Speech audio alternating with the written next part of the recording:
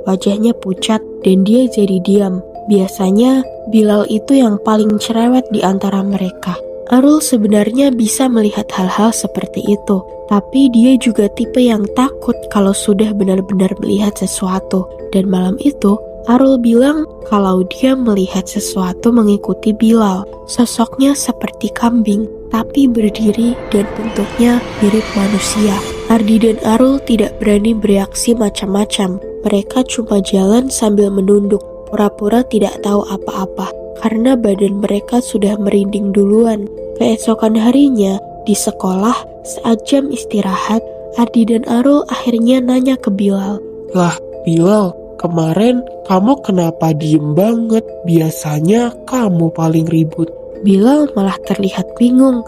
Loh, kemarin aku kan ke rumah nenek. Ardi dan Arul langsung saling tatap. Lah, kemarin kita nyamperin kamu. Kamu ada di rumah tuh. Bilal menggeleng. Katanya kemarin rumahnya kosong dan tidak ada siapa-siapa di sana.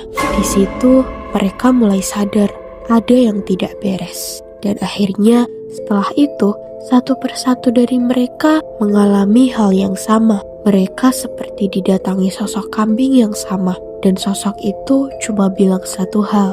Kalian lupa permisi. Akhirnya mereka sepakat untuk datang ke bekas kandang kambing itu. Mereka berdiri di sana dan dengan sadar mereka bilang maaf dan permisi. Malamnya mereka bertiga mengalami mimpi yang aneh.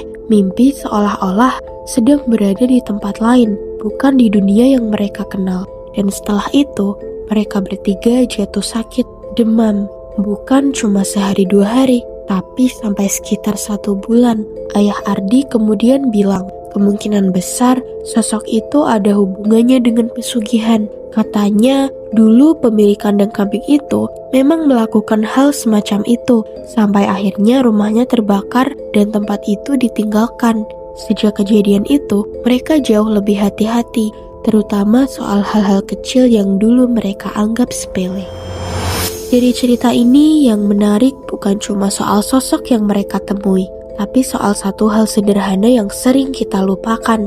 Di beberapa tempat ada batas-batas yang tidak kelihatan, tapi tetap ada. Dan kadang masalah bukan datang karena kita berniat buruk, tapi karena kita lupa menghargai sesuatu yang tidak kita lihat. Jadi mungkin bukan soal percaya atau tidak, tapi soal seberapa hati-hati kita saat melangkah di tempat yang bukan seharusnya milik kita.